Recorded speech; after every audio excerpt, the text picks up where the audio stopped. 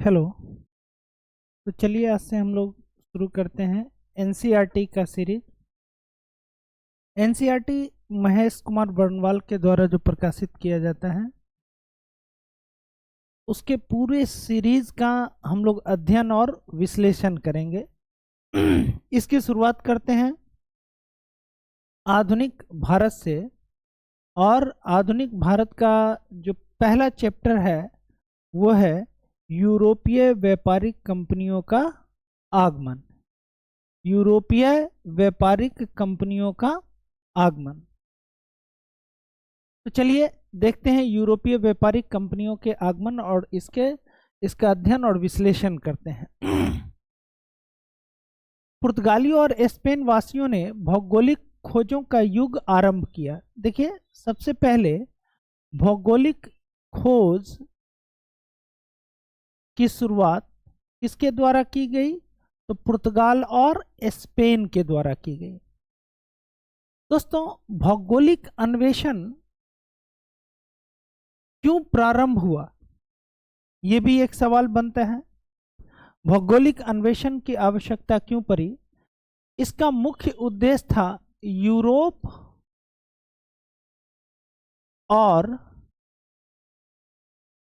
मशाला द्वीप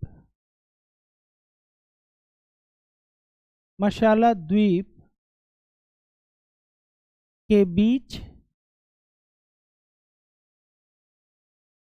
व्यापार को स्थापित करने के लिए। व्यापार को स्थापित करने के लिए।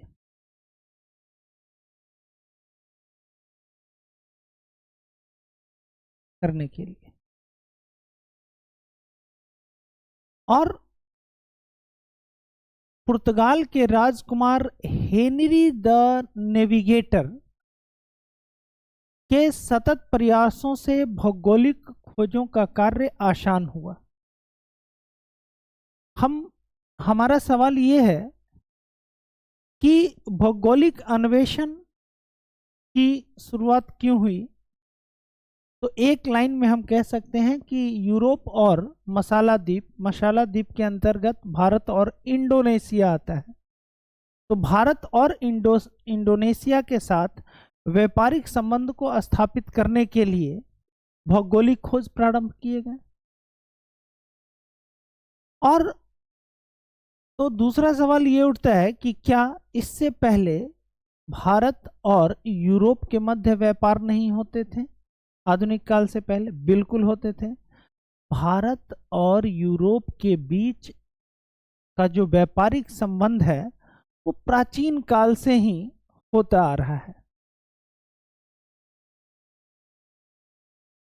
इसका मूल कारण है कि भारत की समृद्धि की कहानी और भारत की समृद्धि पूरे दुनिया को भारत की ओर आकर्षित करती रही है प्राचीन काल से ही। यही वजह है कि एक के बाद एक विदेशी आक्रांताओं का प्राचीन काल से लेकर के आधुनिक काल तक भारत पर उनका आक्रमण होता रहा है। अब जो प्राचीन काल में हम देखते हैं कि चाहे बाद के काल में जो प्राचीन काल में जो ग्रीक साम्राज्य था या फिर बाद के काल में जो रोमन साम्राज्य हुआ, इन सब के साथ भारत के अच्छे व्यापारिक संबंध थे। तो फिर इस भौगोलिक अन्वेषण की आवश्यकता क्यों पड़ी? इसका मूल कारण था कि इस्लाम का उद्भव।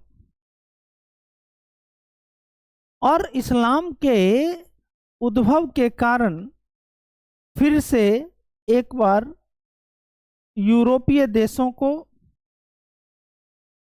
एशिया के साथ व्यापार करने के लिए नए व्यापारिक मार्गों की खोज करनी पड़ी। अब सवाल उठता है कि क्यों करनी पड़ी? देखिए, 1453 ईस्वी में 1453 ईस्वी में उस्मानिया सल्तनत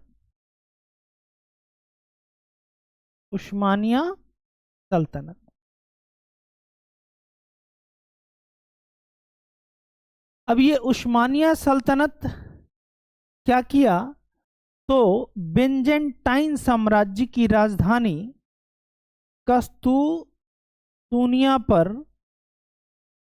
अपना कब्जा कर लिया, कस्तूतुनिया पर अपना कब्जा कर लिया, अधिकार कर लिया। फलस्वरूप जो पहले हमारे व्यापारिक संबंध यूरोप के साथ जो व्यापार होता था, वो भूमध्य सागर के रास्ते, यूरोप से भूमध्य सागर के रास्ते लाल सागर होते हुए वो व्यापारी भारत आते थे। लेकिन अब इन क्षेत्रों पर किसका कब्जा हो गया? उस्मानिया सल्तनत का हो गया और बेंजेंटाइन साम्राज्य का पतन हो गया। बेंजेंटाइन साम्राज्य पूर्वी रोमन साम्राज्य को कहते हैं। बेंजेंटाइन साम्राज्य भूमध्य सागर और काला सागर के मध्य स्थित था, जो रोमन साम्राज्य का ही पूर्वी हिस्सा था, जहां के लोग ग्रीक भाषा बोलते थे। और इसी रास्ते हमारा व्यापार होता था। लेकिन जब उन क्षेत्रों पर इस्लामिक शासकों का एकाधिकार और आधिपत्य स्थापित हो गया, उन्होंने इस क्षेत्र पर अपने व्यापारिक एकाधिकार को स्थापित कर लिया। फलस्वरूप जो एशियाई व्यापार था, एशियाई व्यापार, उन पर अरबों का एकाधिकार हो गया, अरबों का एकाधिकार हो गया। और जो यूरोपीय व्यापार था, यूरोपीय व्यापार था,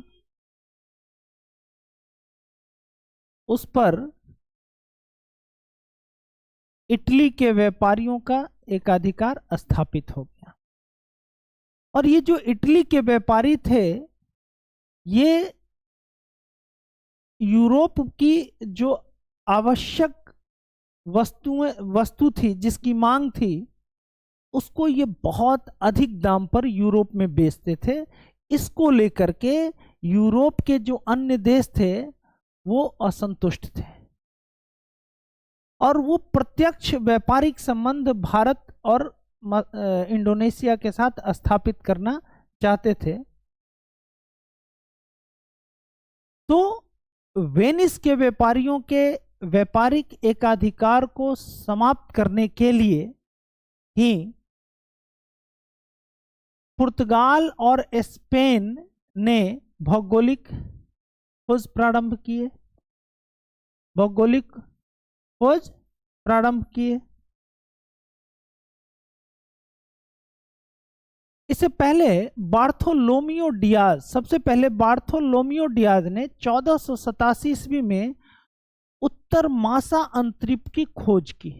उत्तमाशा अंतरिप को उत्तर मासा अंतरिप भी कह के संबोधित करते हैं। और इस उत्तर मासा अंतरिप की खोज ने भारतीय व्यापारिक मार्गों की खोज को आसान बना दिया।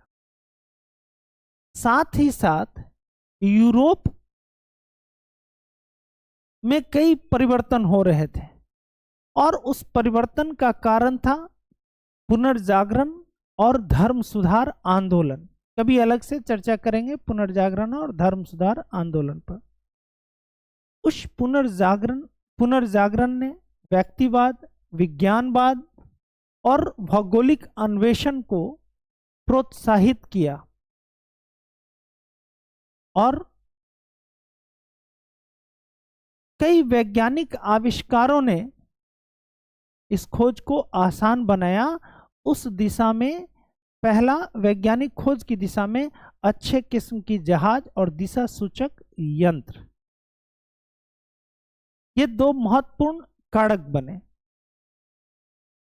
बार्थोलोमियो डियाज ने 1487 में उत्तर मासा अंतरिप की खोज की, जिसे तूफानी अंतरिप कहा था उसने। और ये उत्तर मासा अंतरिप कहाँ है? साउथ अफ्रीका में है। कहाँ है? साउथ अफ्रीका में। और ये साउथ अफ्रीका का जो समुद्र में निकला हुआ नुकीला हिस्सा है, देखिए केप का मतलब होता है वो नुकीला स्थल खंड जिसके तीनों ओर समुद्र हो, उसको हम केप बोलते हैं। जैसे केप कमोरिन कन्याकुमारी के लिए हम प्रयुक्त करते हैं। इसी तरह से साउथ अफ्रीका के इस हिस्से के लिए केप ऑफ गुड होप इसको कहते हैं हम। तो हमारा सवाल यह है कि केप ऑफ गुड होप की खोज किसने की? तो आपका आंसर होना चाहिए बार्थोलोमियो डियाज। और ये कहाँ का था? पुर्तगाल का था। बार्थोलोमियो डियाज कहाँ का था? पुर्तगाल का था। इसने केप ऑफ गुड होप की खोज कब की? 1487 ईस्वी में किया। 1492 ईस्वी, याद रखेंगे, 1492 में स्पेन के ही निवासी कोलंबस, स्पेन के निवासी कोलंबस भारत पहुंचने का मार्ग खोज करते हुए वो भटक गया और वो कहां पहुंच गया? अमेरिका पहुंच गया। भारत की खोज पर निकला लेकिन कहां पहुंच गया? अमेरिका पहुंच गया। और 1400, हालांकि जब तक कोलंबस जिंदा रहा उसको यही लगा कि उसने भारत की खोज कर ली। 1498 ईस्वी में Vasco da Gama Cape of Good Hope के रास्ते उत्तर मासा अंतरिप, जिसकी खोज बार्थोलोमियो डियाज ने की, के रास्ते भारत पहुंचने में सफलता प्राप्त की। कौन? Vasco da Gama. और तत्कालिक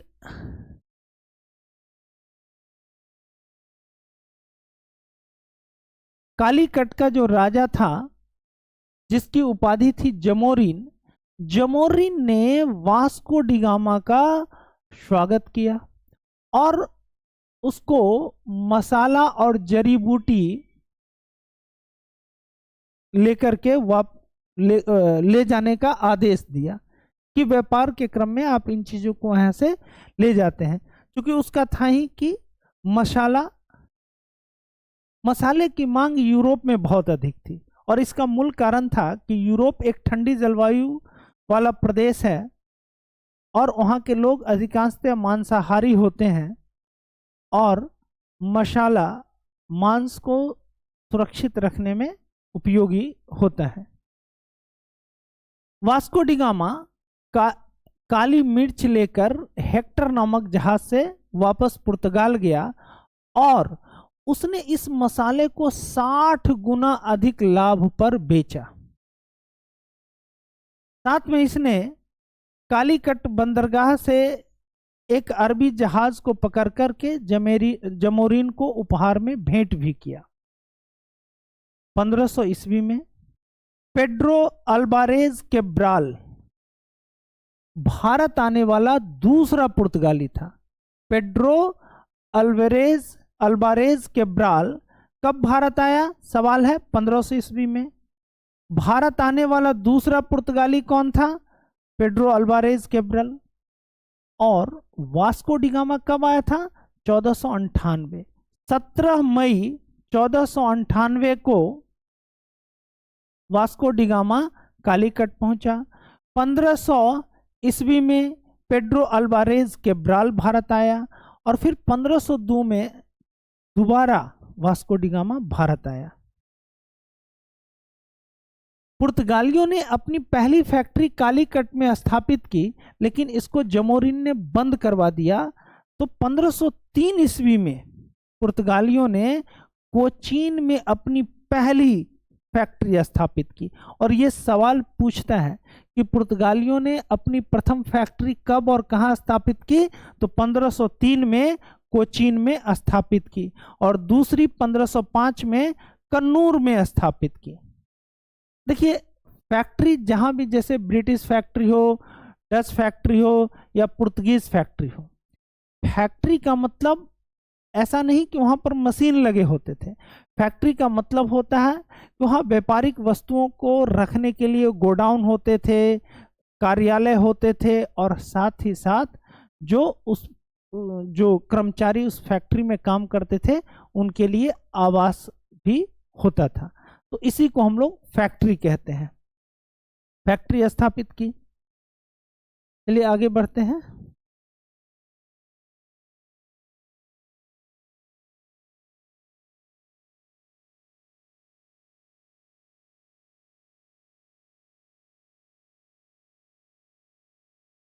अब थोड़ा सा अब थोड़ा सा इस मैप को समझने का प्रयास करते हैं। ये जो आप मार्ग देख रहे हैं, जो कि पुर्तगाल, लिस्बन, इस रास्ते से बार्थोलोमियो डियाज कहां पहुंचा था? Cape of Good Hope. Cape of Good Hope, इसको उत्तर मासा अंतरिप या आशा अंतरिप बोलते हैं, केप ऑफ गुड होप को। ये वो मार्ग है जिस मार्ग के जरिए बार्थोलोमियो डियाज भारत आया, सॉरी साउथ अफ्रीका आया था। Bartolomeu Diaz. और ये कब आया था? 1487 ईस्वी में। 1487 में। इसी रास्ते का अनुकरण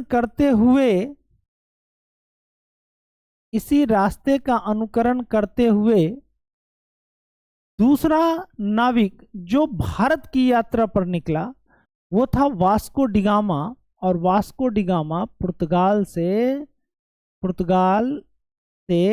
इसी केप ऑफ गुड होप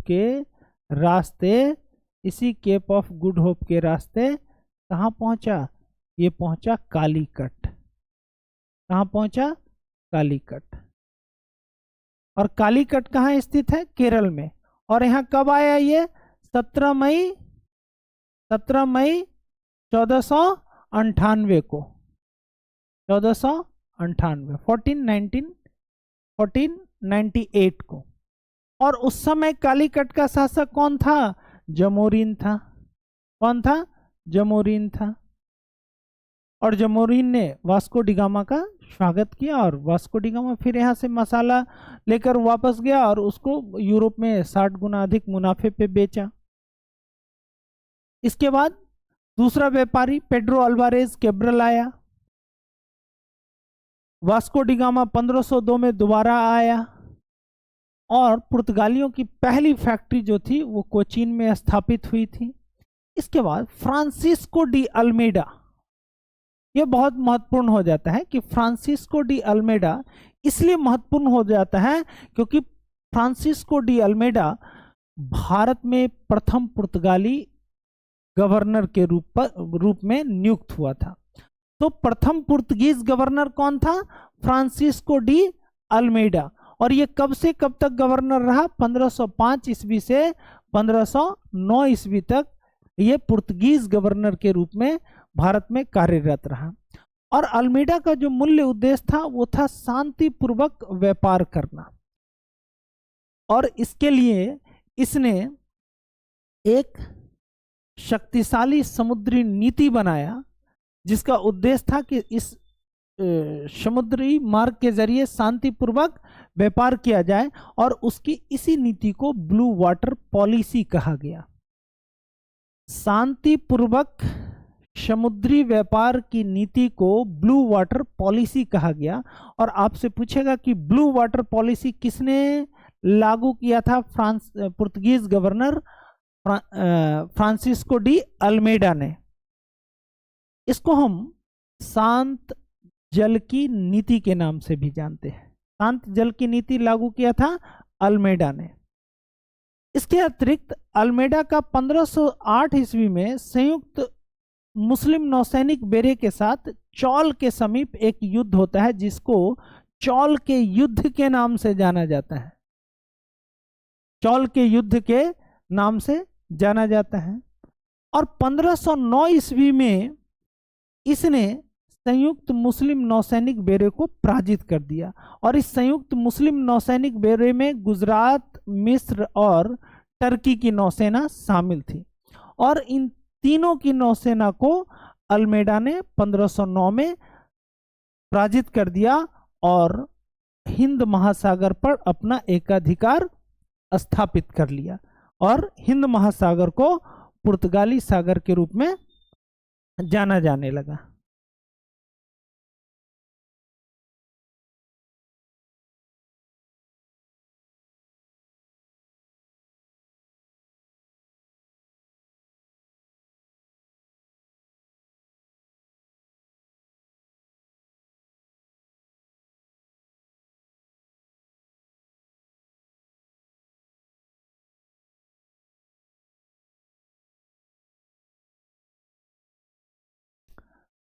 आगे देखिए, पुर्तगाल यूरोपियन देशों में भारत आने वाले सबसे पहले पुर्तगाली थे। सर्वप्रथम पुर्तगाली भारत आए। और भारतीय समुद्री मार्गों की खोज किसने की? वास्को डिगामा ने किया। और वास्को डिगामा भी पुर्तगाली था और ये पुर्तगाल के शासक के प्रतिनिधि के रूप में भारत आया था।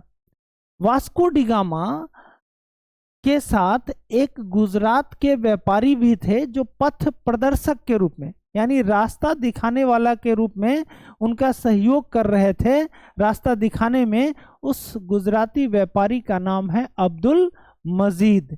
तो वास्को डिगामा की सहायता किसने की? गुजराती व्यापारी अब्दुल मजीद ने की। और ये केप ऑफ गुड होप उत्तर महासागरीय का चक्कर लगाते हुए 17 मई 1498 को कालीकट के प्रसिद्ध बंदरगाह कप कडाबू पर पहुंचे। कालीकट के किस बंदरगाह पर पहुंचे? कप कडाबू पर पहुंचे। और उसके बाद हम देखते हैं कि फ्रांसिस्को डी अल्मेडा पहला पुर्तगीज गवर्नर के रूप में नियुक्त हुआ और उसका शासनकाल रहा 1505 से 1509 ईस्वी। 1509 से 1515 के बीच गवर्नर के रूप में नियुक्त हुआ अल्फांसो डी अल्बुकर्क। और अल्बुकर्क बहुत ही महत्वपूर्ण गवर्नर रहा क्योंकि भारत में पुर्तगीज सत्ता का वास्तविक संस्थापक अल्बुकर्क को कहा जाता है। उसने कोचीन को अपना मुख्यालय बनाया। प्रारंभ में पुर्तगालियों का मुख्यालय कहाँ था? कोचीन था।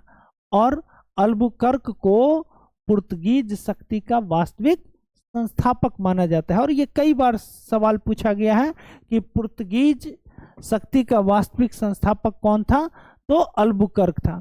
और 1510 ईस्वी में अल्बुकर्क ने बीजापुर के आदिल शाही यूसुफ यानी यूसुफ आदिल शाह से गोवा को जीत लिया।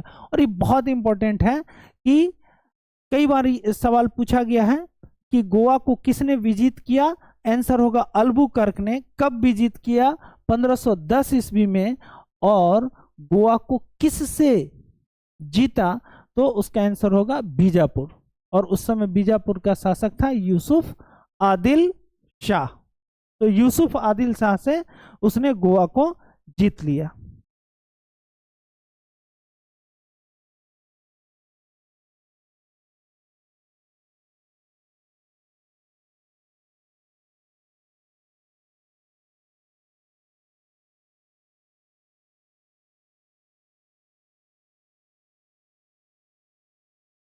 दोस्तों, आप भारत में यूरोपीय बस्तियों का विवरण देख सकते हैं और इसको आप समझ सकते हैं इस संकेतक के माध्यम से कि कहाँ कहाँ अंग्रेज बस्ती रहा, कहाँ कहाँ पुर्तगीज बस्ती रहा, कहाँ कहाँ फ्रांसीसी बस्ती और डच बस्ती रहा, जिसको आप इंडिकेटर्स के तौर पे देख सकते हैं। जैसे आप देख लें इंडिकेटर में पुर्तगालियों की बस्ती, तो देखिए गोवा किसके अधीन था? पुर्तगालियों के अधीन था। बॉम्बे किसके अधीन था? तो प्रारंभ में पुर्तगालियों के अधीन था। दमन किसके अधीन था? तो पुर्तगालियों के अधीन था। दीव किसके अधीन था? तो पुर्तगालियों के अधीन था। और इसके अलावे कन्नौर पुर्तगालियों के अधीन, कालीकट पुर्तगालियों के अधीन, कोचीन पुर्तगालियों के अधीन। ये वो बस्तियां हैं जहां पर पुर्तगाली फैक्ट्री स्थापित की गई, पुर्तगाली फैक्ट्री स्थापित की गई। इसके अतिरिक्त जैसे जैसे पढ़ेंगे आप इस चित्र के माध्यम से आप खोज सकते हैं कि इन तमाम यूरोपीय बस्तियों में कौन कौन सी बस्तियां किस यूरोपीय व्यापारिक कंपनी की थी। जैसे आगे देखेंगे कि अंग्रेजों की कौन कौन सी बस्तियां थी, तो आप यहाँ संकेतक के माध्यम से आप इस पर अभ्यास कर सकते हैं।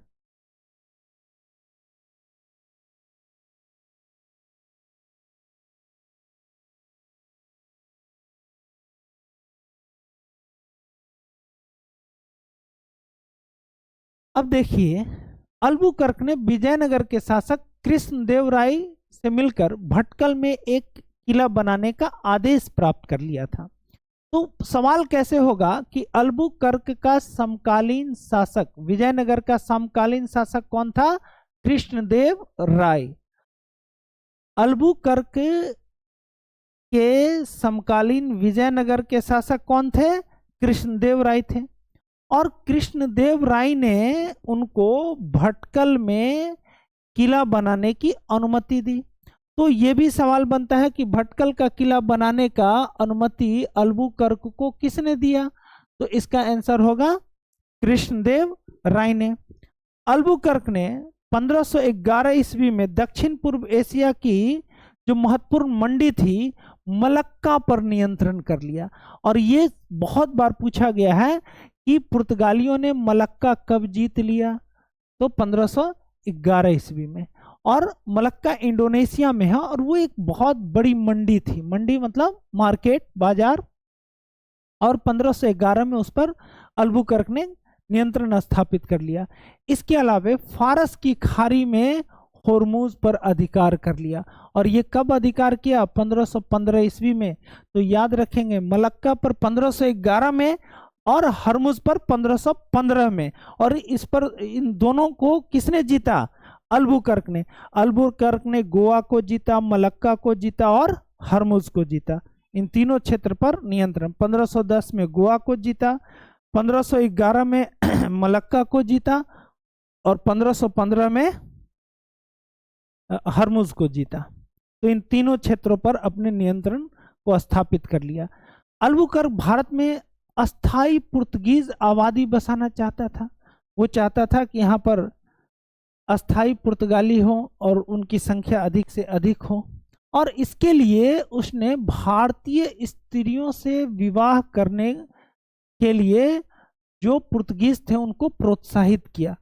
कहा कि जो पुर्तगाली हैं जो यहाँ रह रहे हैं उनको भारतीय स्त्रियों से विवाह करना चाहिए और इससे अस्थाई पुर्तगालियों की संख्या भारत में बढ़ेगी। 1515 ईस्वी में प्रथम चर्च का निर्माण गोवा में किया गया। तो यहाँ से इसको ठीक से याद रखिएगा, जो भारत में पहला चर्च स्थापित किया गया वो पुर्तगालियों के द्वारा स्थापित किया गया। और कहाँ स्थापित किया गया? तो आंसर होगा गोवा। और कब स्थापित किया गया? तो आंसर होगा 1515 ईस्वी में। 1515 ईस्वी में पुर्तगालियों ने अपने प्रथम चर्च की स्थापना गोवा में किया और उसका नाम था सेंट जेवियर चर्च। भारत में स्थापित पहला चर्च था सेंट जेवियर चर्च। अल्बुकर्क ने अपने क्षेत्र में सती प्रथा को निषिद्ध कर दिया। देखिए, वैसे तो हम लोग जानते हैं कि सती प्रथा पूरी तरह से प्रतिबंधित करने का श्रेय लॉर्ड विलियम बेंटिक को दिया जाता है, लेकिन उससे पहले अल्बुकर्क ने अपने क्षेत्र में सती प्रथा को प्रतिबंधित किया था। तो सती प्रथा को प्रतिबंधित करने वाला पुर्तगीज गवर्नर कौन था? तो आंसर क्या होगा? अल्बुकर्क था। और 1515 ईस्वी में इसकी मृत्यु के पश्चात पुर्तगीज भारत की सबसे प्रबल जल शक्ति बन चुके थे, यानी समुद्र पर उनका एकाधिकार स्थापित हो चुका था। नीनो डी कुन्हा जो अल्बुकर्क के बाद बहुत ही महत्वपूर्ण गवर्नर बना, जो 1529 से 38 तक शासन किया। और इसने 1530 ईस्वी में पुर्तगालियों की राजधानी को कोचीन से गोवा स्थानांतरित कर दिया। तो यहाँ से सवाल बनता है कि पुर्तगालियों की राजधानी को या मुख्यालय को कोचीन से गोवा किसने स्थानांतरित किया? तो आंसर होगा नीनो डी कुन्हा। और कब किया? तो 1530 में। या फिर सवाल ये बनता है कि गोवा पुर्तगालियों की राजधानी कब बनी? तो इसका भी उत्तर होगा 1530। 1530। इधर देख लीजिए, नीनो डी कुन्हा 1534 ईस्वी में कृष्णा बेसिन पर और 1535 में द्वीप पर अधिकार कर लिया। कृष्णा बेसिन पर अधिकार किसने किया? नीनो डी कुन्हा ने किया। और कब किया? तो 1534 में किया।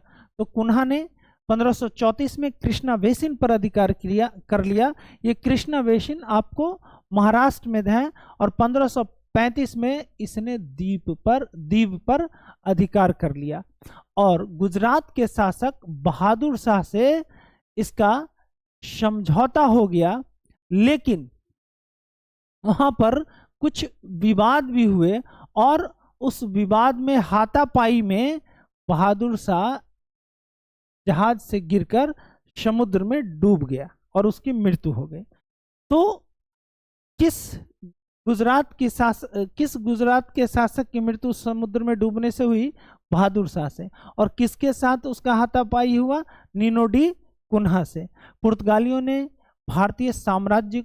सामुद्रिक भारतीय साम्राज्य को एस्तादो दा इंडिया नाम दिया। ये सवाल पूछता है कि पुर्तगालियों के सामुद्रिक भारतीय साम्राज्य को कहा जाता है, तो आपका आंसर होगा एस्तादो दा इंडिया। पुर्तगालियों के भारतीय सामुद्रिक साम्राज्य को क्या कहते हैं? एस्तादो दा इंडिया कहते हैं। और उन्होंने हिंद महासागर से होने वाले किसी भी व्यापार पर टैक्स लगा दिया, क्योंकि अब उनका हिंद महासागर पर उनका एकाधिकार था। और अब हिंद महासागर के जरिए होने वाले व्यापार पर उन्होंने कर आरोपित कर दिया, टैक्स लगा दिए। और इसी टैक्स पुर्तगालियों ने इसको कार्टेज आर्मेडा काफिला व्यवस्था द्वारा, देखिए ये आपको बताते हैं कार्टेज आर्मेडा काफिला व्यवस्था क्या होता है।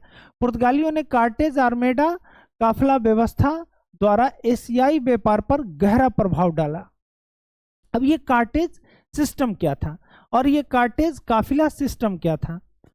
देखिए, कार्टेज व्यवस्था का मतलब था कि कोई भी व्यापारी, किसी भी देश का व्यापारी यदि इनके नियंत्रण वाले समुद्री क्षेत्र के माध्यम के रास्ते व्यापार करना चाहता था, उनको पहले कार्टेज लेना होता था, यानी अनुमति पत्र, लाइसेंस। और इसके लिए उनको एक शुल्क भी अदा करना होता था, पैसा देना होता था। तो ये तो हो गया कार्टेज व्यवस्था। दूसरा है कि कार्टेज आर्मेडा काफिला व्यवस्था क्या है? तो कोई भी अन्य यूरोपीय व्यापारिक जहाज जब समुद्री मार्ग से जो पुर्तगालियों के नियंत्रणाधीन थी, उस रास्ते से जब गुजरती थी तो उसके आगे आगे पुर्तगीज नौसेना चलती थी, जिससे कि उनको लूटपाट से बचाया जा सके, उनको संरक्षण दिया जाए। और साथ साथ ये भी था कि उनको अपने गंतव्य तक भी पहुंचाना। इसके पीछे उनकी एक रणनीति भी थी कि उनको उस माल को जो वो वहां से खरीद करके ला रहे हैं, केवल और केवल वही उसको वो बेच पाए जहां के लिए वो ले जा रहे हैं। तो उनको साथ साथ ले जा करके वहां तक छोड़ देना। तो इसी को हम लोग कार्टेज आर्मेडा काफिला सिस्टम कहते थे। इनमें व्यापारिक जहाजों के साथ साथ पुर्तगीज नौसैनिक जहाजें भी चला करती थी। और पुर्तगाली अपने आप को सागर के स्वामी कहते थे, क्योंकि उनका समुद्र पर एकाधिकार था और इसीलिए वो खुद को सागर के स्वामी कहते थे। और कार्टेज आर्मेडा को वो उचित ठहराते थे, बोलते थे कि नहीं, देखिए हम इसकी देखरेख करते हैं, हम आपको सुरक्षा देते हैं, इसलिए कार्टेज लागू करना ये सही है। इस व्यवस्था के अंतर्गत कोई भी भारतीय अरबी जहाज पुर्तगाली अधिकारियों से कार्टेज लिए बिना अरब सागर में नहीं जा सकता था। कार्टेज का मतलब होता है परमिट, और इसके लिए हर एक व्यापारिक जहाज को शुल्क अदा करना पड़ता था, शुल्क अदा करना पड़ता था। वहीं काफिला व्यवस्था के अंतर्गत स्थानीय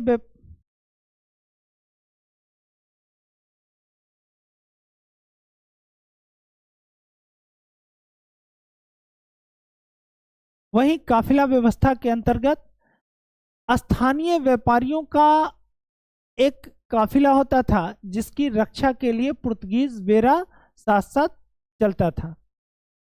दोस्तों 1560 ईस्वी में गोवा में ईसाई धर्म न्यायालय इंस्टीट्यूशन ऑफ इंक्विजिशन की स्थापना की गई, और ये सवाल कई बार पूछा गया है कि ईसाई धर्म न्यायालय की स्थापना कहाँ की गई, तो आंसर लेंगे गोवा। ईसाई धर्म न्यायालय की स्थापना कहाँ की गई, गोवा में की गई। दूसरा है कि कब की गई, तो 1560 ईस्वी में की गई। कब की गई, 1560 ईस्वी में की गई। 1542 में पुर्तगाली गवर्नर मार्टिन डिसूजा के साथ प्रसिद्ध ईसाई संत जेवियर भारत आए थे। संत जेवियर कब भारत आए, 1542 ईस्वी। आंसर 1542 ईस्वी। और किसके साथ आए, तो पुर्तगीज गवर्नर मार्टिन डिसूजा के साथ। यह सवाल ऐसे भी होता है कि सेंट जेवियर, आज बहुत सारे इनके नाम पर भारत में स्कूल है, सेंट जेवियर स्कूल, ठीक है। तो ये किस पुर्तगाली गवर्नर के समकालीन थे, तो मार्टिन डिसूजा के। ये भारत किसके साथ आए, मार्टिन डिसूजा के साथ आए। कब आए, तो 1542 ईस्वी में भारत आए। 1542 ईस्वी में भारत आए। और पुर्तगालियों को भारत और जापान के बीच व्यापार प्रारंभ करने का भी श्रेय दिया जाता है। भारत और जापान के मध्य व्यापार प्रारंभ करने का श्रेय किसको दिया जाता है, पुर्तगालियों को दिया जाता है। पुर्तगालियों ने कुछ प्रमुख फसलों का भी उत्पादन भारत में प्रारंभ किया, जिसमें प्रमुख है तंबाकू, आलू और मक्का। और ये तीनों फसल कहाँ से लाए, वो मध्य अमेरिका से लाए। तंबाकू, आलू और मक्का, साथ में टमाटर भी।